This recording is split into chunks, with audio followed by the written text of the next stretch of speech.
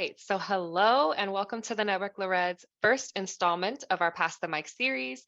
My name is Christina. I use she and they pronouns, and I'm the Director of Outreach, Education, and Organizing Programs here at the network.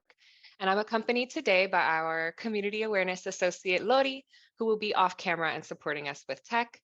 Pass the Mic is a new collaboration between TNLR and various leaders, organizations, and activists across the state to have open conversations about the intersections of their work and ours and our dreams for the future of the communities that we support. And in honor of Black History Month, we wanted this first installment to be a conversation with two prominent Black leaders in Boston about their work and what it means for them. But before we start, I just wanted to acknowledge Rebecca Wamala, our Marketing and Communications Manager, who has been working tirelessly to make Pass the Mic happen. This particular installment was designed by and for Black folks, so I would be remiss if I didn't uplift Rebecca's hard work on this project. She unfortunately fell ill and asked for me to sub in, but it's because of her that we are even recording this right now. So thank you, Rebecca, and wishing you a speedy recovery. And with that, I would like to introduce our guests for today, Tre'Andre, Valentine, and Kishana Smith, two pillars in our community who actually used to work at TNLR some time ago. So Tre'Andre and Kishana, would you be able to share your pronouns, the organization you work for, and your title, as well as how you got into this work, that being DVSA social work? Sure, I could take the mic first. So great to be here with you, Christina and Tre'Andre.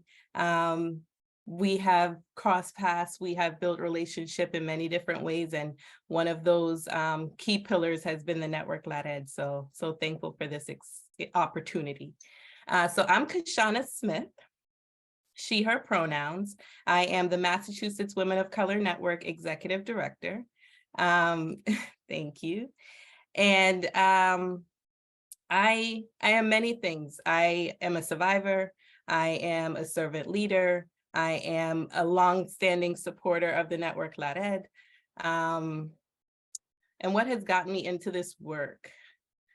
I would say also, I am the daughter of Jamaican immigrants, which has also been a key component of my identity and has shaped what my experiences have looked like. So I got into this work from lived experience, from the experience of being a survivor of childhood sexual abuse. That experience manifested over many years, and not even manifested, because that's a positive word for me. I would say I lived out those experiences over the course of about 11 years. And in my first year of college, just started to feel, well, I had already been fed up for years, but felt like I wanted to start reaching out for help in more visible ways.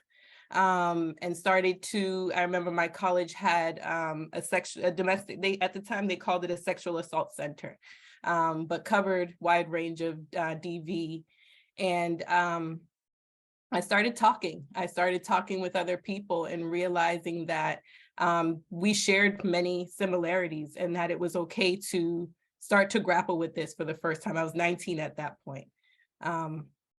And so I would say my lived experiences, because from that experience in college led to further self-exploration when I was incarcerated, to going to group support sessions and starting to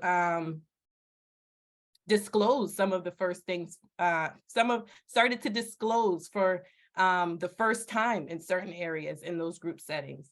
And then after that, felt like I want to do this professionally. There's so much that I am continuing to learn, but every time that I learn something new, I also heal. And so, and that has looked different in many ways. So I would say personal experience is what led me to this work.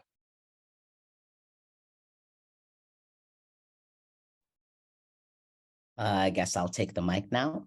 My name is Tre'Andre Valentine. My pronouns are he and they, and I am the executive director of the Massachusetts Transgender Political Coalition, which is the nation's oldest advocacy, education, and community organization solely dedicated to the trans community. So it's trans-led by trans for trans folks. And how did I get into this work? I think very similarly to Kishana, lived experience. From the time that I have known myself or been conscious of my own existence, it was in the experience of sexual violence, which also lasted about 11 years. And also witnessing violence. So witnessing abuse in the home with my dad's abuse towards my mom. And so I grew up with the idea that there was only men's violence against women. And so that was my view for a very long time. And I was I felt very powerless and very helpless as a child. And had a very strong sort of like sense of injustice, right? What was injustice in the world, and needed to do something, but I didn't until I really got to it was like after college. I was doing work actually with MTPC. I was doing fundraising, events, all this other stuff, and I went to Carmel, an open mic night, and there I met Shakira Cruz Roman, who is now like one of my best friends today. A lot of my friendships actually and lasting and deep friendships have come through the Network Red. And Shakira, they were talking about LGBTQ partner abuse, and I was like, wait, what? My mind was blown, because I think there is the idea that because we're queer, there's safety, right? Because we've been told about this narrative of men's violence against women. So that blew my mind. And so sort of needing to know more, and also how I can serve my community, as well as now finally I was getting to do something that I felt like I was powerless my whole entire life to do. So that's how I came into the work. Thank you both so much for being so genuine and transparent in your responses. It kind of makes me want to jump into this other question. I sent you all the questions ahead of time, so you'll know that it's not the second one, but I am sort of moved to ask, like, what does it mean for you to be impacted by this work, while also being an advocate in this work and advocating for the betterment of our communities? I would say for me, it was definitely a toll being someone who is a survivor, someone who was hearing other survivors' stories, and seeing sort of like my own experience reflected, right, like a mirror, while having to support someone. I think not only did it take a toll, but it was also really powerful. Really powerful, and an honor to hold someone's story, right? For someone to trust the other person on the other line to share what their experience is. Like, that is so powerful. And I don't take that for granted. I think it took a toll on me, because I don't feel like I think the network is a great place for support, but outside of the network, the places for support for people like us was non-existent. So it was really hard.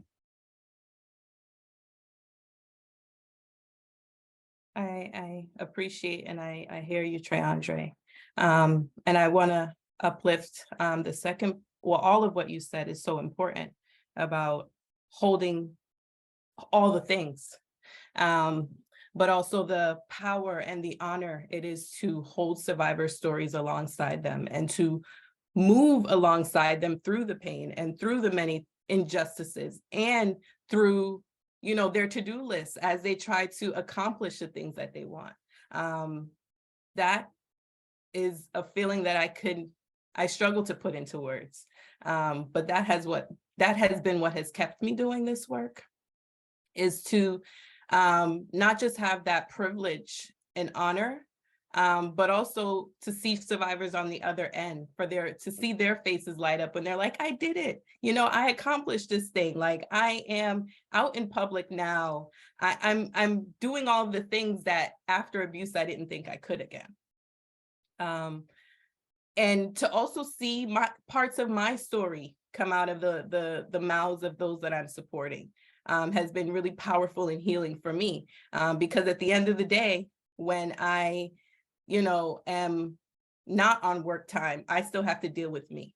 And I still have to deal with all of the things that's coming up in my healing journey. Sometimes it's like, wow, I'm celebrating an anniversary now, an anniversary of like the month I went to get the restraining order, or I'm celebrating, the fact that I was still showing up for work while I was trying to get away from my abuser.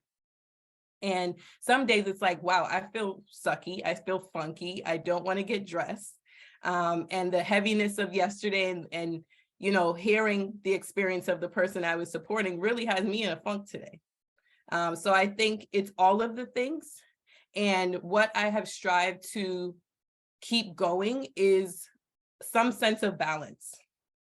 And it's not always equally balanced, but sometimes thinking of, okay, this week is really hard, right? I had to do this, and then I heard this really hard thing, and then I went home and sat with a family member who's suicidal, like all the things, right? And then I have to tether that and say, okay, on the other side of that, what's gonna make me feel good? Whether it's I eat my money and I go and I sit somewhere and I take myself on a date because I want the food brought to me. I don't want to cook it, and I don't want to take takeout and go home and sit. I want to be in a restaurant where I could watch other people and wonder why they're laughing, right? So for me, it's the balance of, if you know me, I try to run to church every Sunday. That for me is a sense of grounding, and not a sense, that for me is grounding. People say too that I do everything hard. I sometimes have pain in my hands from carpal tunnel or whatever they think it may or may not be. But my brother always says, you give yourself hand pain. If you play hard. You work hard. You show up for survivors, you show up hard. You relax hard. Like when I'm relaxing, I am not texting you. I'm sorry if that means it's a 6-hour return time. Like, this is my 2 hours that I'm really just sitting with myself and doing what I want to do, hearing silence. So for me, it has been to try to get balance. And when I notice that things are off balance, trying to figure out how I can center myself to keep going. That's what it has meant to be a survivor doing this work.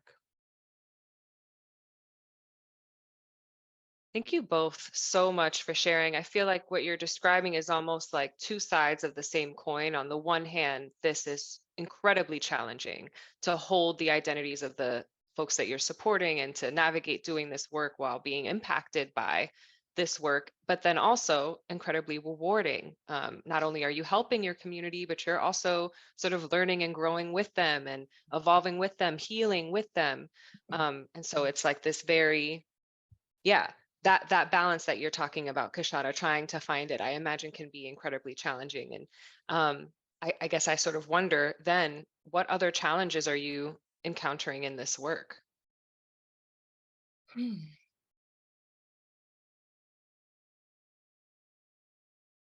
I think the challenge of oftentimes being in a good place.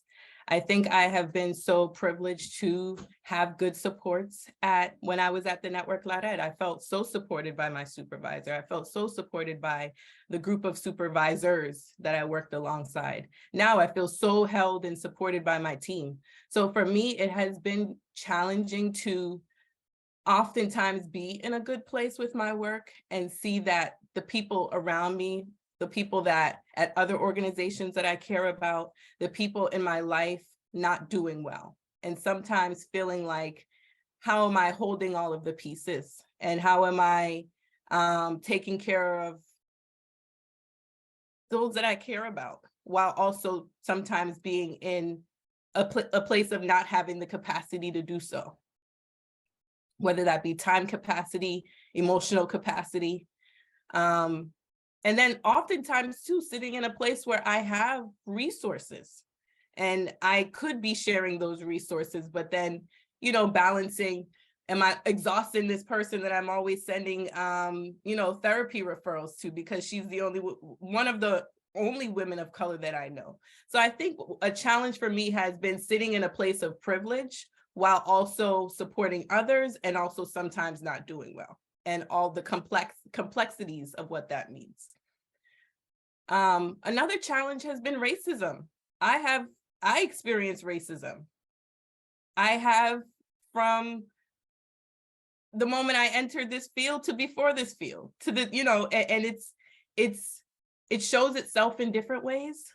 I really appreciate the network for giving me language about oppression and microaggressions, because before I just thought it was people just being, you know, and now I'm able to put language to those experiences, which has been helpful and harmful at times. I'm like, not harmful, but I guess the word I'm looking for is depressing at times, where it's like, I know that you're trying to gaslight me right now. So yeah, experiencing racism, experiencing the isms, and also sometimes not knowing what to do with that, because when, you know, the workday is over and I'm sitting with my loved ones, they have no clue what the ism, like it's language that is not speak within my home and my community. So it's also like feeling, sometimes sitting in a place of feeling isolated. Like I hold so many identities and they look different in different places. And I have information, I have access, and that looks different in different places. So I think those have been the challenges for me.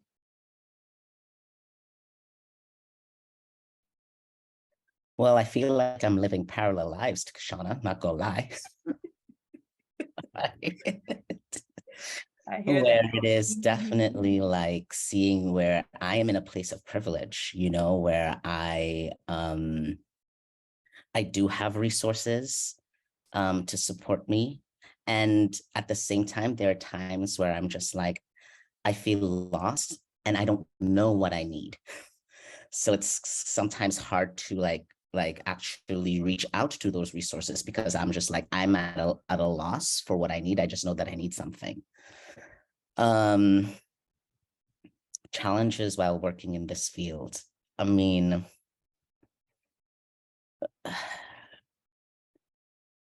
not being able to show up for communities in my community in the way that I really want to, because I'm constrained by the lack of capacity that MTPC currently has.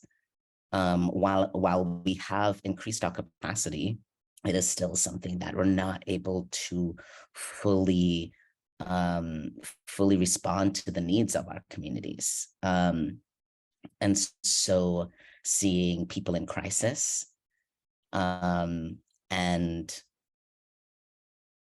making sure to sort of like not also get swept up in their crisis, right? And knowing that there are so many limited resources for trans people, especially trans people like between the ages of 25 to 50. There's barely anything. And so feeling sometimes really helpless and powerless, back to that place of feeling as a child. Challenges cis straight people, honestly, cisness and whiteness, you know, the colonization, honestly, continues to be a challenge. where I've had my work stolen. I've had ideas taken, exploited, my identities, being tokenized. That I think sort of still continues. There's also the challenge of like, am I really the person to do this? The imposter syndrome. And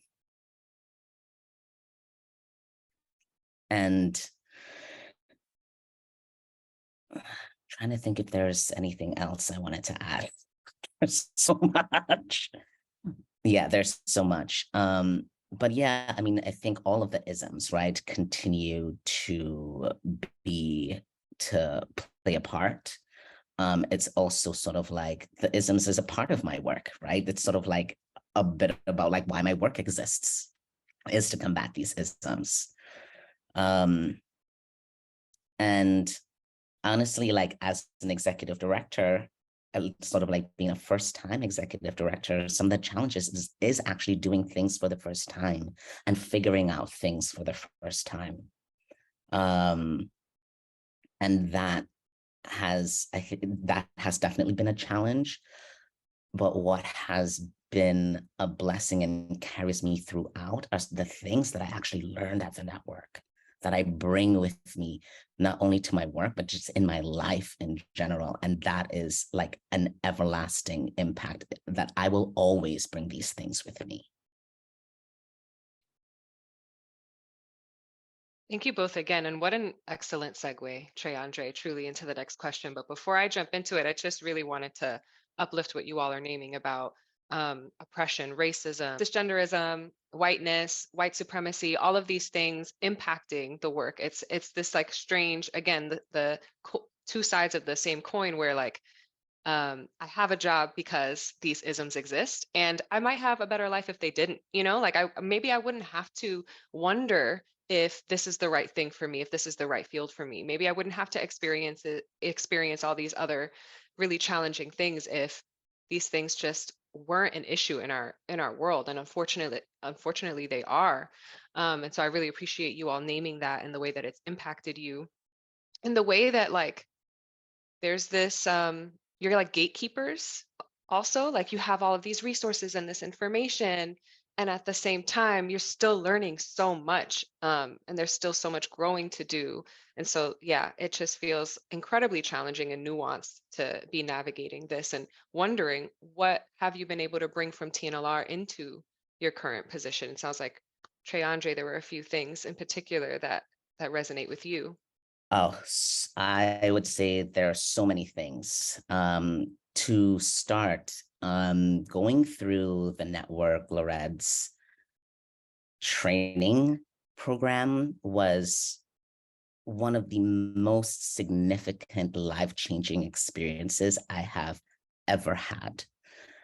That is where I learned about power and privilege, and that within identities that I hold that are disenfranchised, marginalized, pushed to the edges, that even within those identities that I still have privilege, right? Like as a trans person, that I have privilege as a masculine trans person, right? There's privilege in masculinity. As an immigrant, because I'm not from this country, right? I was born and raised in Trinidad and Tobago. And as an immigrant, I also have privilege because I currently have a green card. So I have privileges that other immigrants do not. As someone who has a college degree, right? There's privilege in that as well. Regardless of the struggle to get to there is still that privilege. So looking at privilege in a very sort of 360 way, and making sure that that's always at the back of my mind, like in meetings, that I'm not the first one to speak. that I'm not mindful of how much space I take up, right? So I think there are those lessons that I learned that I will bring with me. I think another thing that I bring with me is thinking about support for people and their dreams and their professional ambitions, right? At the network was very much like, hey, you want to go learn this? Go learn it. You know, we're here for you, here to support you. Also, I think interestingly, because it was hard to take rest at TNLR, but that was also very much encouraged. You need some time, you take the time. We will figure it out, right? And I hear like so much from the staff at TNLR, no, oh my gosh, the staff at MTPC. When I hear them say like, I've never had a supervisor who actually cares, who is protective of me, who is encouraging, who listens. That's one thing also, is to sit with it in the uncomfortability, in the discomfort. I'm like, I mean, I can go on, really, I can go on. But it is so many times in my life, not only in my work, but in my life, I have just been like, I am so blessed to have had this experience and this knowledge, because right now I feel like it is a gift, because I have then supported people outside of the network, outside of that bubble of TNLR, where there are people who don't have these conversations every day, right? And I've been able to bring a different perspective for folks where they might have only one purview of things. And that's the other thing I learned at the network, is like multiple truths, right? Things that can be multiple truths. Like you can love your partner and you can be angry at them and you can want the best for them and you can also want them. Like there's just so many multiple truths, right? So to be able to bring that perspective and to see people sort of like open up and then hear them talk about it later on, that they also relayed the same thing to a different person. So it's like TNLR's message is like continuing to carry on outside of me and outside of my work and my at TNLR, right? All of those 10 years that I spent, like that continues. And so like, what a gift, honestly, what a gift. Yes, Tre'Andre. Holding on to the sentiment of what a gift it has been to have TNLR, to have worked at TNLR, there's so many things that TNLR has given me. You had talked about the training that is, what the org training has brought for you. And I want to just kind of use the theme of education. TNLR has given me education in its many facets. Education about partner abuse, education about myself, education about all of the things that, is encompassed in maybe social justice that I knew through my lived experience, but I didn't know the textbook version or the way to analyze things and put words to things in a way that could communicate what my lived experience was. So TNLR gave me that. And likewise, as Tre'Andre shared, being able to have those conversations in community and with my loved ones and to pass on the knowledge that TNLR has given me. Also education in the sense of, I don't even want to say on the job. I know that's how society has made it seem, it's on the job training. But that is the notion of that is what I had gotten from TNLR. For example, I had the privilege of being a non-supervisor at TNLR and also being a supervisor where I supervised other people in the program.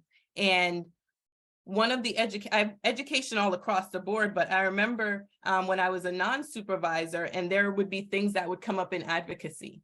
And I would be able to not just strategize with my supervisor, but also have a clinical supervisor that we met with ongoingly, who was able to help us process and make sense of what we were experiencing in those relationships with survivors, make sense of the things that survivors are sharing with us. And that education for me has been profound in this journey, profound in being in other spaces, and now being in a position where I am leading an organization and putting together policies and procedures, like how do I do so in a way that honors our values?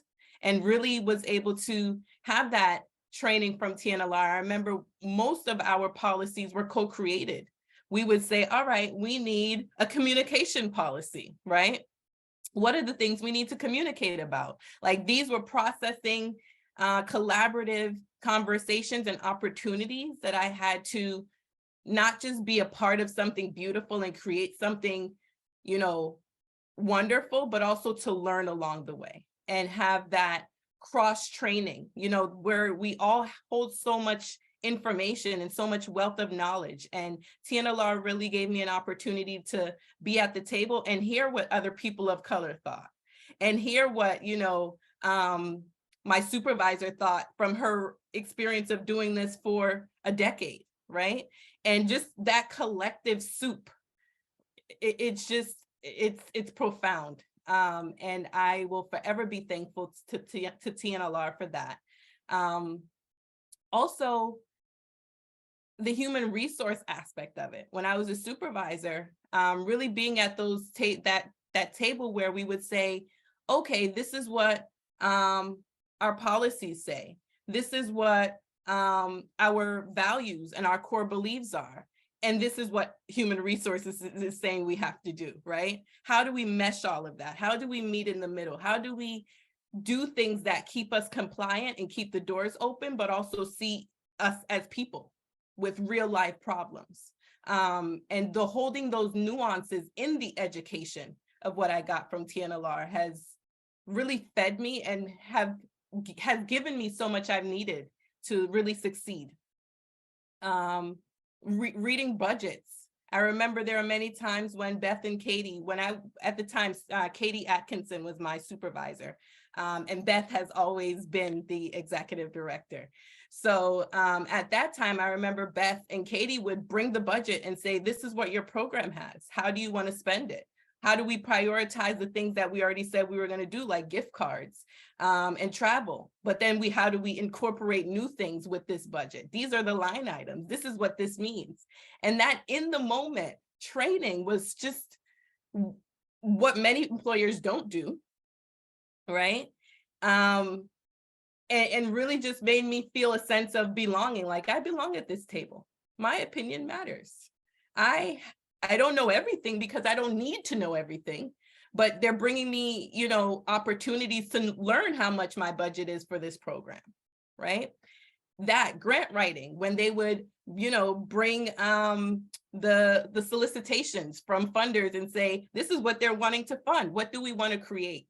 And so I digress because I can go on and on, just as Tre'Andre said, but the educational piece is something that I really thank TNLR for. And also, I know this is a little contradicting, but also super powerful, the sense of figuring it out, as you had talked about, Tre'Andre. Yeah, doing things for the first time, but knowing that you have experiences, you have different things that you can pull on to get the answer, to figure it out. I remember one of the things of being an advocate,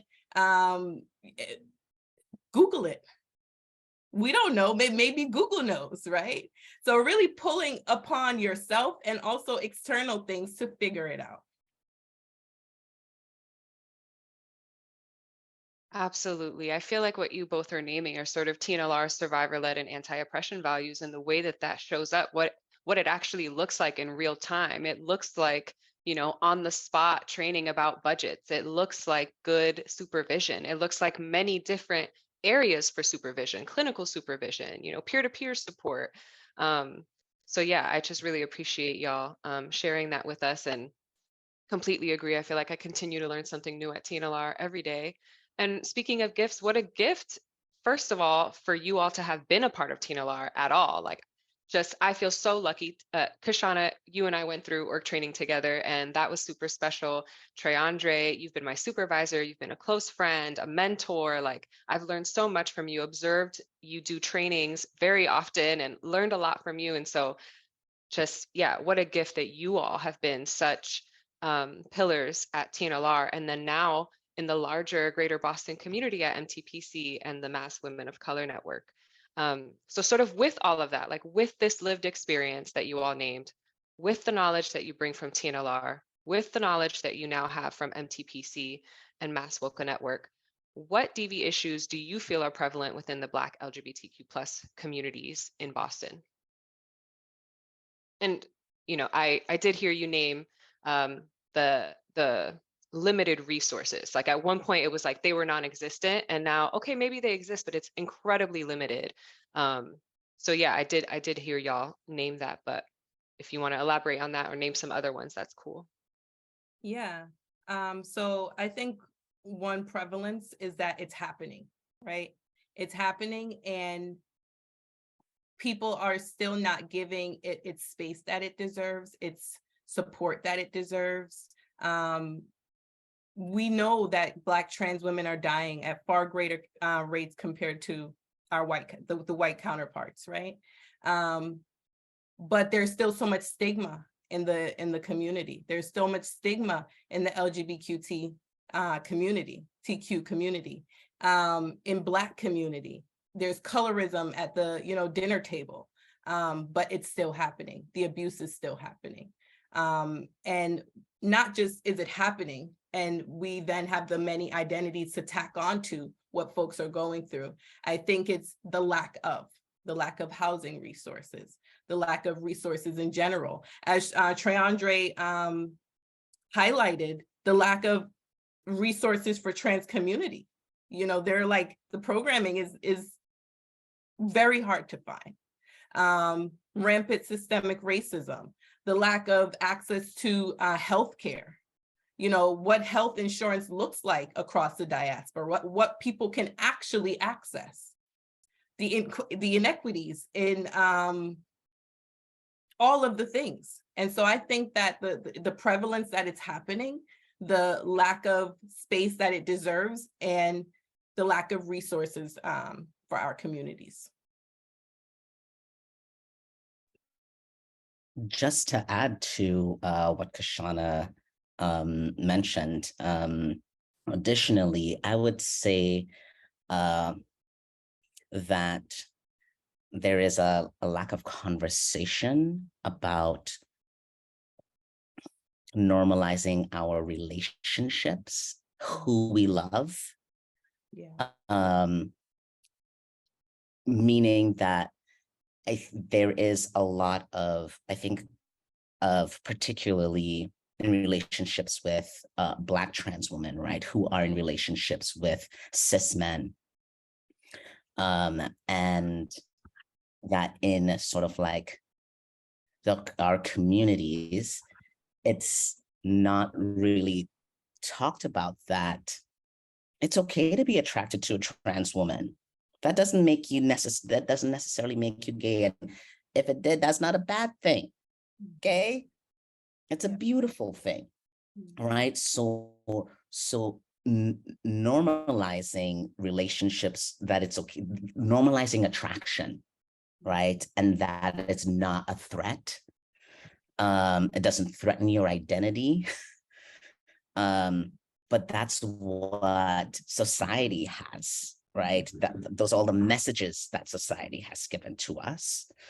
And also, I think there is definitely conversations around talking about DV in terms of in relationships with men, right? I think it's so often just seen as a woman's issue, right? Whether you're Black, you're white, you're Asian, like it does not matter what race you are, it's a woman's issue, right? It's not, it's a community issue. Yeah. And men, right? Cis men, trans men, folks who are on the mask spectrum. I wouldn't call it the mask spectrum, maybe the mask galaxy. How about that, right? The mask galaxy, right? And also talking about femininity within our masculinity. There is so much shame in terms of femininity, right? And I think even for myself as a trans man, how I had to come to terms with my own femininity. So there is also those conversations, I think, that can help us in terms of, how do I say this? Not only like relating to each other, right? But a bit more of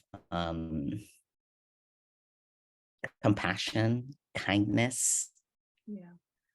And I think I'm just going to go back to where Kishana started. The issue is that it exists. And I think when it comes to, for me, what I see in terms of the resources, some of the things that I've seen that has been harder is that as a service provider, it's hard to get resources as a service provider. Yeah. I remember when I was having my own experience, going through my own experience of abuse and trying to, like, I wanted to join support groups. I wanted to, because, I saw the power and I heard the power of TNLR's support group, but that's not something that I could attend as a staff person, you know what I mean? And so where did I try to seek support? I tried to join Fenway's groups, and Fenway was like, no, you're a service provider and you're going to feel embarrassed about people knowing your business. That is literally what they told me. Okay. So I think that, and also, like, in terms of masculinity, it might be a bit harder for folks to find resources, again, because it's built as the system, or it has been built as to prevent men's violence against women. So there's also, I think there's also where do Black LGBTQ folks go?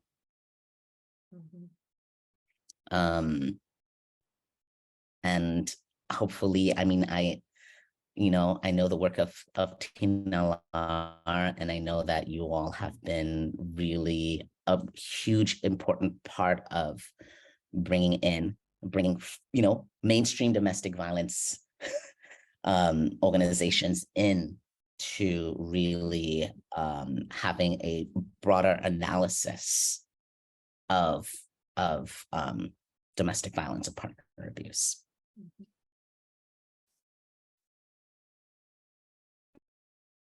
Yeah, everything that you all just said just resonates so much. I feel like there is so much shame and stigma around these experiences that even if the resources did exist, I wonder if they would even be accessed, because there's so much stigma that, like, even if the resource existed, they could absolutely still be inflicting and causing harm.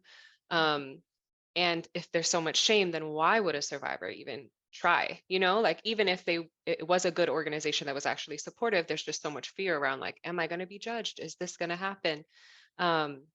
And yeah, if survivors don't feel safe talking to their friends and their community members and their family about this because of all the shame, and there's so much stigma at all of these other systems, the healthcare system, police, these mainstream DV organizations, then where do they go to get support? And it's interesting, Tre'Andre, that you brought up the support groups and our old policy around staff receiving that support, because we actually changed that policy because it was so hard for LGBTQ plus communities. And then you start adding these intersections, Black LGBTQ plus communities, Latina LGBTQ plus communities, disabled LGBTQ plus communities.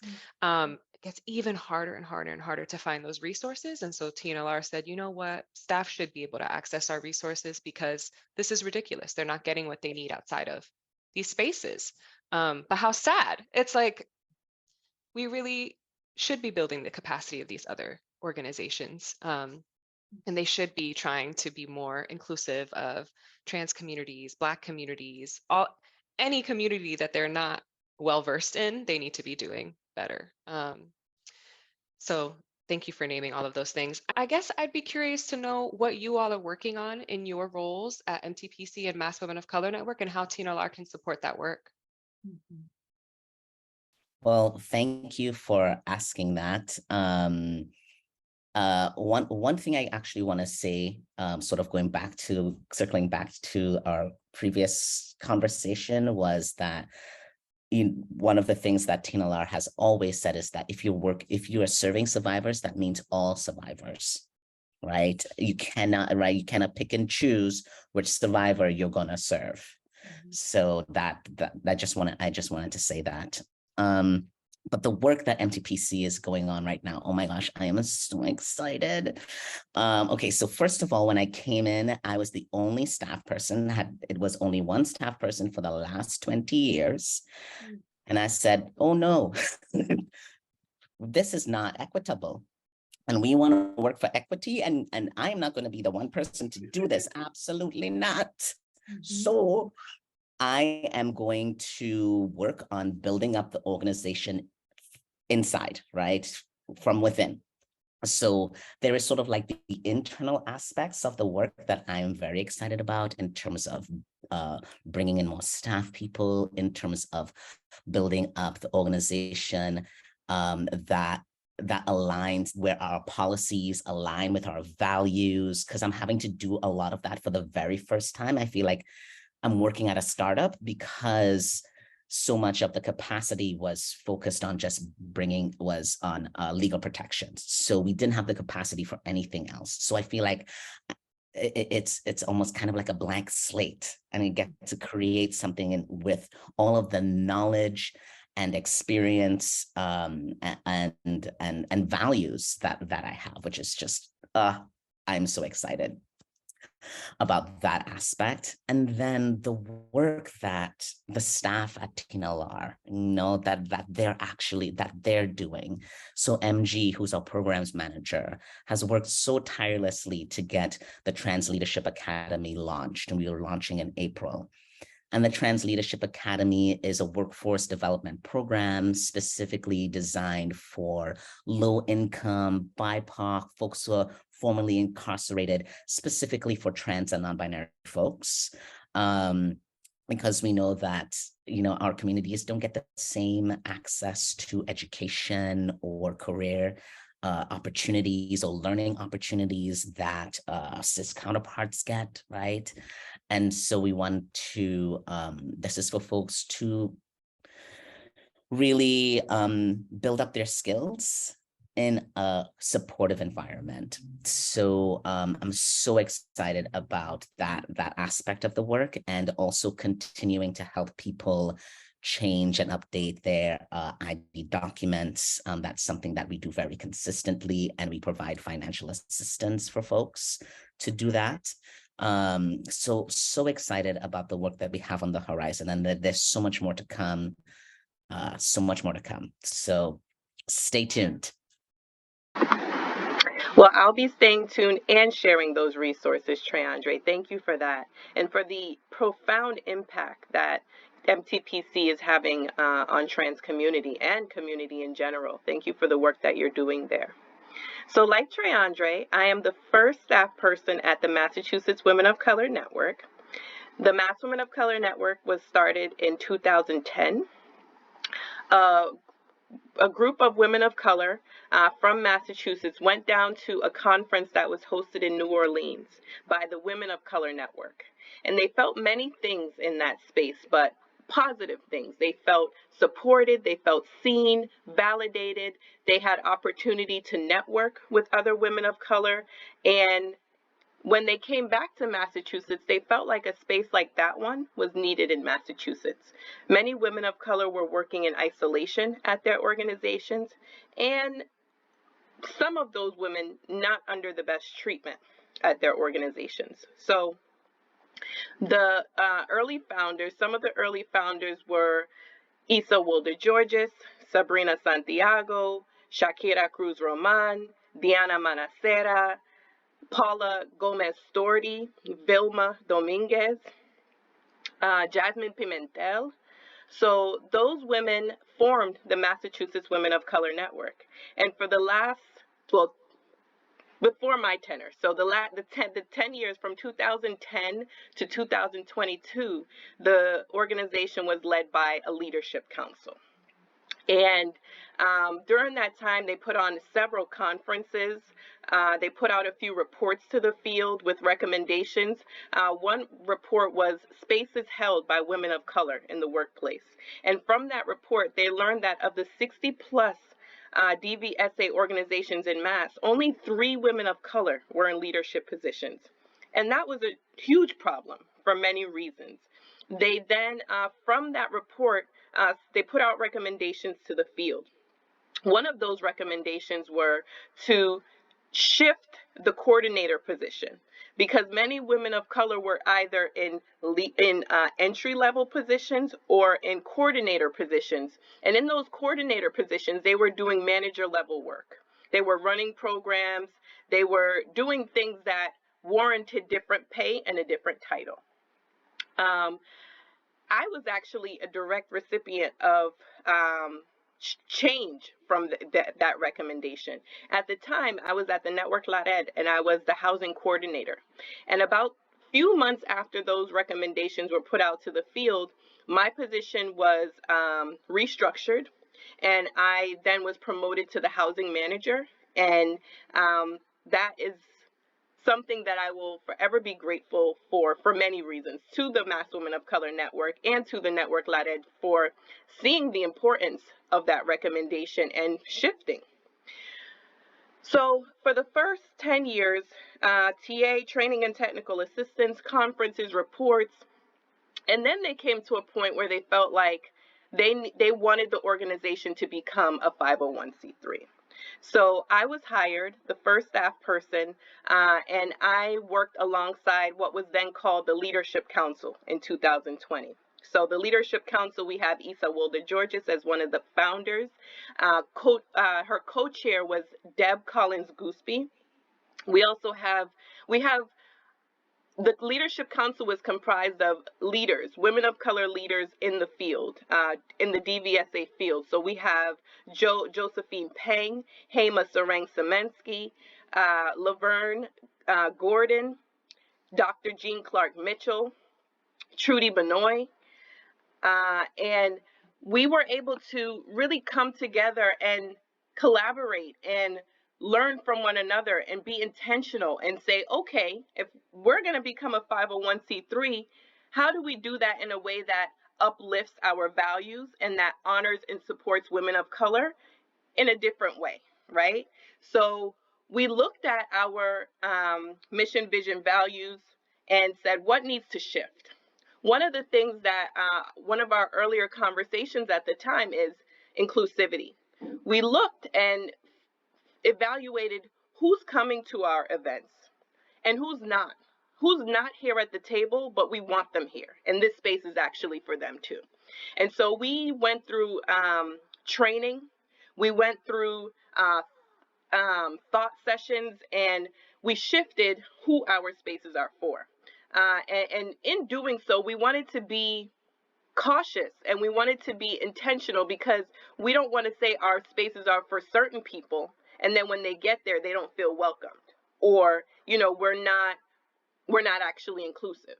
And so we took the time, and we are now saying that our spaces are for cis women, trans women, and non-binary people who feel comfortable in spaces that center the experiences of women of color. And that has been, I'm so proud of that shift. I've had many friends who may identify as non-binary or gender non-conforming. And when I first came to the Mass Women of Color Network and would share our events, I could see that hesitation. And now I feel proud that I have been a part of the work and seeing the Leadership Council really put their heart into all of our policies and procedures, and really being intentional about who our spaces are for, who we serve, and what we do. Also, when we think of women of color, right? So women, so we've dealt with that part. We are inclusive to trans women, non-binary people, and then the color piece, right? So someone may think, oh, I am fairer toned, or I am biracial. Is this space really for me? And so we have also shifted and really defined what women of color means to us. And honestly, it's anyone that's not white. Come to our space. This space is for you. You don't need. It's not about being brown enough or all of the things that are just really problematic. And so Mass Women of Color Network, we support the leadership and sustainment of women of color working in the domestic and sexual violence field in Massachusetts. We, for the last year and a half, have been working towards 501c3 status.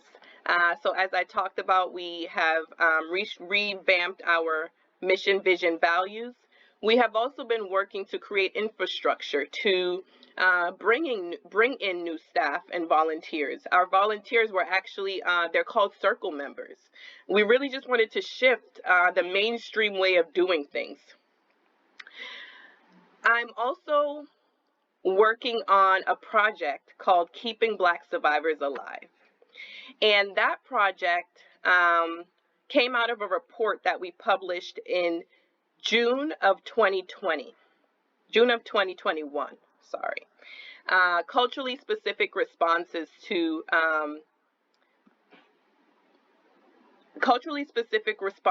to Black communities. Because what we've seen is that Black people are dying at far greater rates compared to our white counterparts. Black people and people of, marginalized communities within the Black community experience disparities in a way that's not okay. Lack of housing, lack of jobs, lack of all the things, and we're dying. And we feel like we wanted to center this project in those recommendations. The recommendations are shift away from an over-reliance on law enforcement, fund culturally specific programs, and undo the stereotypes of Black survivors. Because what we've been seeing is that the interventions have not been working for our communities. And so Keeping Black Survivors Alive, it is a 3-year project. The cohort are 5 Black women-led organizations in Massachusetts. So again, we have CHH with Issa Wolder-Georges. We have Transgender Emergency Fund. We have been working with Chastity Bowick. We now know that she's no longer with the organization. She has done incredible work with with Transgender Emergency Fund during her tenure. We also have Debbie Hall at YWCA Central Mass. We have Deb Collins-Gooseby over at Brookview House. And we have Love Life Now Foundation with the president and founder, Laverne Gordon. So it's been an incredible experience working with that cohort and really working to center the voices of survivors. What is it that Black survivors are saying has worked? What hasn't worked? What needs to shift? So that when someone enters a mainstream program, they are cared for, they feel valued, they feel like their services aren't different because they are a person of color, they are a Black woman. So we are working to publish a toolkit to the field. That toolkit will be available in different mediums and will really be used as a training tool to provide best practices for keeping Black survivors alive. So many exciting things going on. It's been a wonderful year and a half, we are now officially a 501c3 organization. So we are just really taking our time, being intentional to build and build in a way that sustains us for decades, for generations to come. Congratulations to you both on the many changes and successes in both of your programs. I'm really looking forward to seeing that report, Kishana, and then maybe even doing like a training exchange. I feel like that would be really cool. And yeah, definitely going to be sharing all of the details about the Trans Leadership Academy, Tre'Andre, and fully expect to hear about how that program goes and what that launch is like. And it sounds like there's so much that's changed in that you all have fostered, the change that you all have fostered in your organizations alone, and wondering, in addition to that, all of these changes that are happening, what have you felt like has changed the most in this work or in this field over the past, I think you both have been in this field now for about 10 years. So yeah, wondering what you think about that. I think what has shifted the most in my experience is I'm not sure if it's a want to be more inclusive or a need to be more inclusive because of being pushed by other programs that are saying why this is so important. But I believe I've experienced a shift in programs and people wanting to understand or seek to understand the differences of all of us and the many parts of us. I've also seen a shift in, now a lot of funding sources are saying we want to fund BIPOC leadership, right?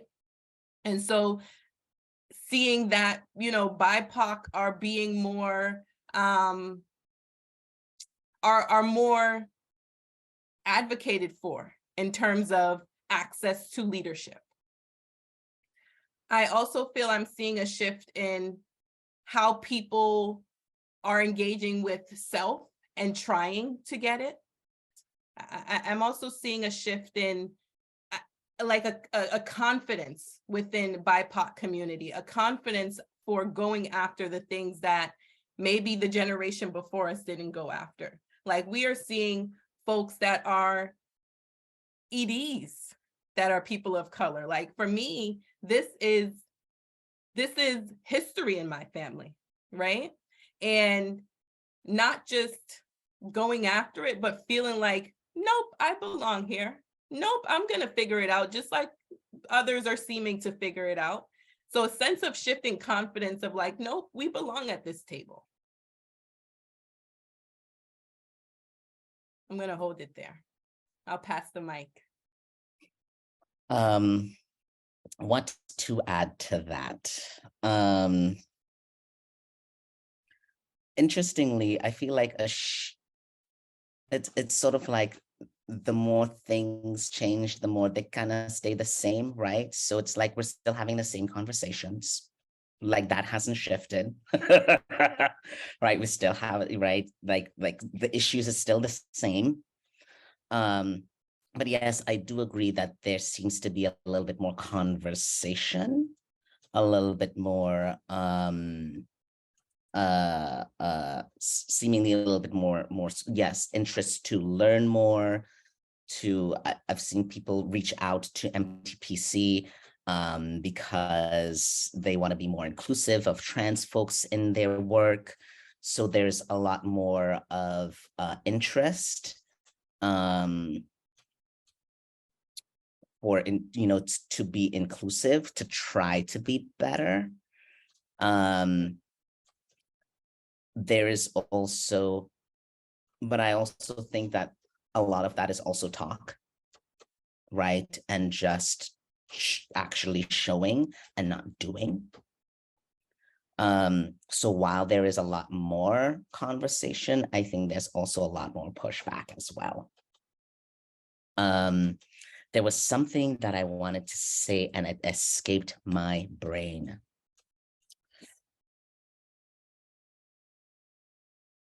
It's escaped my brain at this point. Yeah. Sorry. Maybe it'll come back. It's okay.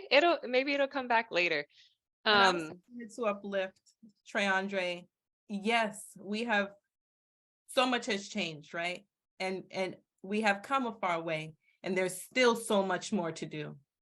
There's still so much learning, so much allyship, active allyship that needs to happen in all of us, right? And then there are things that are performative, and I think it's on us to continue to hold those people accountable, try to hold those people accountable, and call out the BS. Absolutely.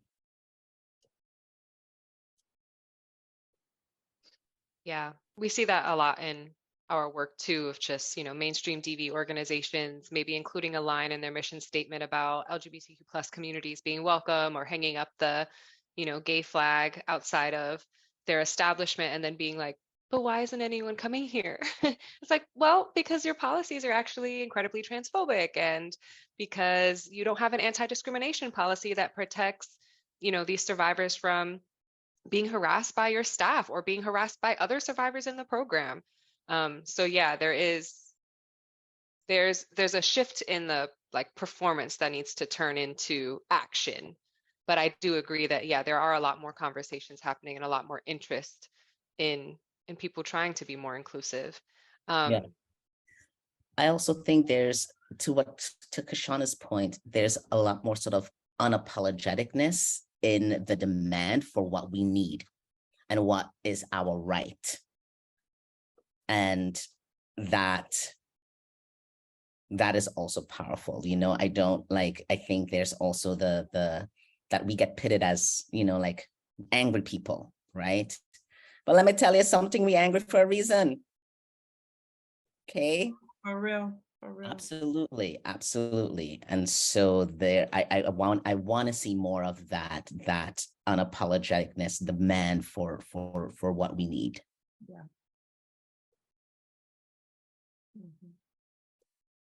And I definitely think we'll continue to see that, especially with folks like you in leadership positions at these organizations. And the young people these days, oh yeah, easy. They're not gonna let you off like that. No, they are not. I remember from my time at Bagley, they hold no punches. They hold zero punches. So, I mean, I think I've heard you throughout this interview sort of name various reasons why this work is so important to you, but I think maybe just looping back into that and maybe just stating it, like, why is this work important to you, and what are your dreams for the future regarding this work? This work is so important to me because of wellness. I want to see myself doing good, doing well. I want to see my family members doing well. I want to see community doing well. And in its entirety of what wellness means. Emotional wellness, physical, spiritual, social, occupational, right? I want us to go to work and feel respected, go to work and feel like we are safe enough to take risks, right? Financial wellness. And so that's why I show up for this work. That's why the many things that I care about: housing, I care about justice, I care about equity. And for me, all of this roots or stems back to wellness. How can we be well? And when we get to a state of baseline wellness, what does that mean then if we are wanting to thrive? We deserve wellness. We deserve the access to being able to thrive. My dreams are when our focus can shift, when we don't have to so much focus on needing to keep Black people alive, right? But we're now having a conversation of how do we help Black people communicate better, right? When the conversation changes from a deficit to, we have this, and that. When, our people in my community, people that look like me, can feel confident to access services because they know that the person on the other side has some kind of social competence, or they care about you as a person. They care about your brown body. So I look forward to a shift in different focus, different needs, a place where we're not so trenched in the violence and the hatred and the needing to heal, but we can think about other things. We can, you know, seek to nourish other parts of ourselves rather than needing to keep each other alive.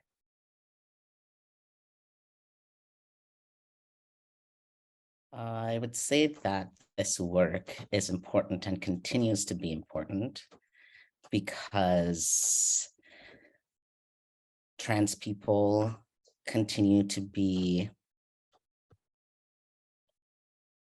the ones that society throw away, don't think about, the ones that society wants to erase, or at least that's the messaging that we get, right? That we don't matter, that our lives don't matter, that our dreams, our feelings, our experiences don't matter. I mean, this work is important to me because I'm alive. I'm here.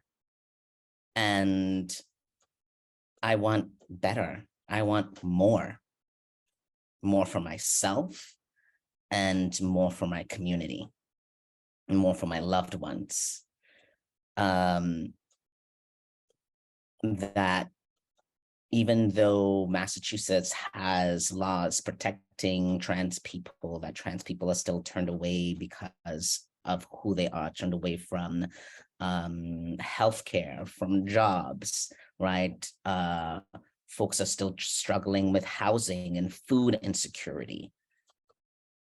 So it is important because I really believe that we all have a right to the things that we need to self-actualize our full potential.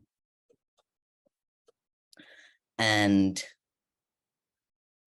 one of my dreams for the future,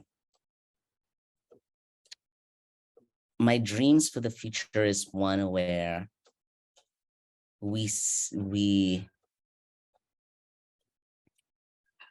where our sort of like our identities that we hold are sort of are valued and appreciated in a way that we can just sort of like that's not the concern, you know, like our identities aren't necessarily a concern. Who we love is not a concern. What I do with my body is not a concern. That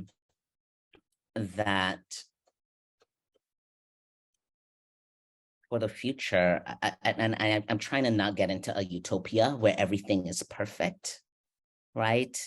But really,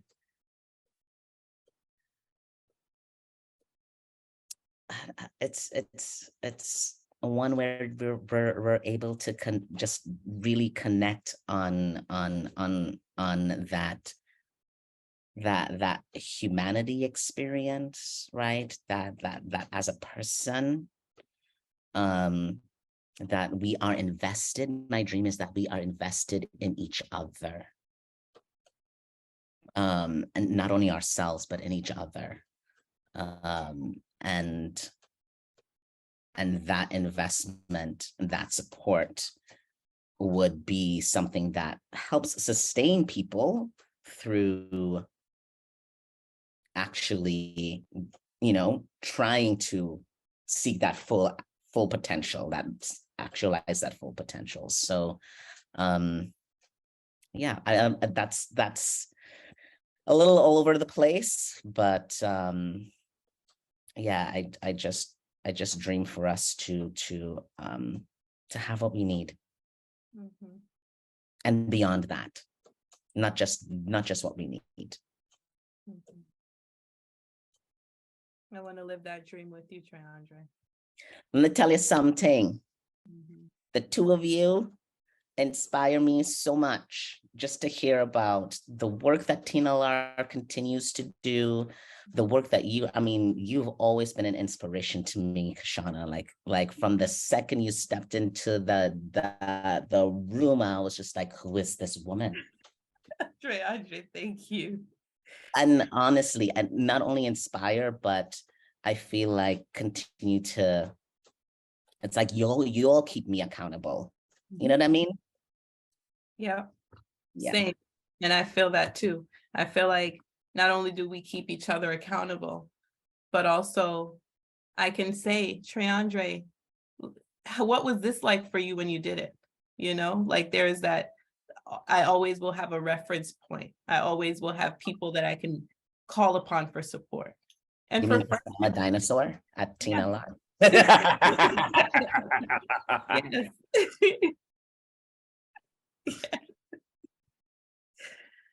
The feeling is so mutual. I have so much respect and love for the both of you and so proud, so deeply proud of you both and the work that you're doing. Like, I just think that it is history in the making, like you said, Kashana, and not even history in the, it is history. This is history. And I'm like, I just feel so lucky to know the both of you, to be able to learn from the both of you, to love you, to be loved by you. Like truly, I'm so grateful. And I feel like what you all were naming earlier was moving away from survival mode and moving into thriving. And thriving means I have what I need and I can get what I want. Mhm. And so, yeah, I totally see that vision, see that dream, and I'm in there with you both. And I suppose my last question, it wasn't in the bulleted list, but I do have to ask, because you all were naming like how challenging it is for you all to, identify with this work and also do it.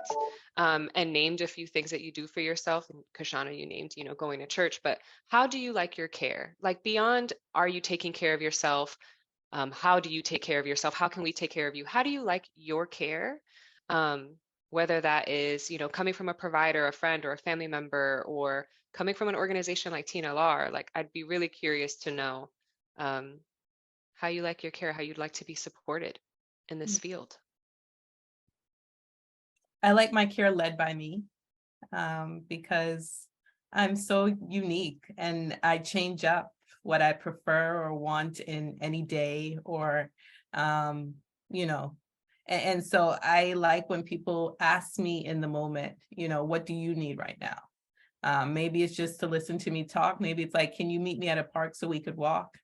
Maybe it's just, so many things and not, thinking of what you did last time that you thought maybe was helpful to me, but asking me in the moment. And I also like my care spacious, because I love to be loved. I love friendship love, community love, my partner's love, but I also love space to retreat, and to sit with my thoughts and to process alone. I like to process together and alone. So yeah, led by me and spacious. I feel like maybe we're a coin. You're on one side, I'm on the other side. Because that is absolutely true. I mean, I definitely want it to be led by me. When I call folks and I start talking about, something, I don't want someone to launch right into solution mode, right? Sometimes I just want folks to listen. Sometimes I just want the space to just be heard and just be like, damn, that is hard. And just be in the space of like, damn, that's hard. Mm-hmm. Rather than, okay, so this is what you're going to do. This is what you could do. How about I do this? Then you should be doing this, right? Like that's not an approach that I respond well to. My bestie Tina, who is also a former TNLR employee, often asks, like when I call her, she says, do you want to hear what I really think? Or do you want, or what would you like? Do you want to hear my opinion? Or what would you like in this moment? that is, being asked what you need in the moment is so is something that I respond well to, even though sometimes I may not know what I need in the moment. Yeah. Right. Yeah. But just being asked that, yes. And let me tell you something, that space, I need it bad. Yes, I love my partner. I love my community. I also love my TV and my couch. Yes. And I really need a lot of me time and a lot of space. But sometimes that could be actually bad for me because I get too lost in it, and then I do end up needing to reach out because I retreat a lot. Mm-hmm. So sometimes my challenge is to not do that. Mm-hmm. Mm-hmm. Mm. Sometimes the challenge is to find that balance that Kishana was talking about. That's right. That's right. Yeah. This coin though, I was like, wait, a coin with Kishana's face on one side and Tre'Andre's face on the other side? I need it. Okay. Let's do it. I need it. Thank you both so much for meeting with us today. I really, really appreciate it. I know there was a lot of things going on. And yeah, I just really appreciate you taking the time to chat with us, and hope that we can continue to do things like this, that maybe we link up outside of this as well. Mm-hmm. And that we collaborate on each other's projects, because I'm super excited about all the work that you're both doing, and think that it really informs our work. And I think that we can inform, some of your work too. So thank you again. Absolutely. And I definitely want to figure out how we can collaborate with Mass Women of Color Network, as well as I feel like, TNLR and the Network Red has had a history of, being in community together. I would definitely look forward to sort of like strengthening that. And I'm so inspired and so blessed to be in both of y'all's presence and life. And also what an honor to be the inaugural in Mickey, I say that word now. Is that right? I know what you mean. Yeah, what an honor to be the first one. Yeah, the first, yes. Yes. What an honor to share this space, honestly. Mm-hmm. We were so happy when you both said yes. We were like, oh my God, we can have them both like be a part of the interview instead of doing two different interviews, because they know each other, and we just love you both so much. So thank you for being part of our inaugural.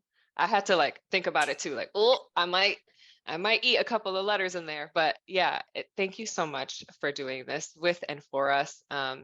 And we look forward to all the projects to come out of this, because there will be plenty. Yes, my heart is so filled. Thank you both. Yes, big shout out to TNLR and all that you all are doing. MTPC. Hey. Yes, mascot, MTPC, TNLR, what? There's so many like acronyms and letters in there. All right, team. Well, have a good weekend. You too. Take care. Thank you. You too.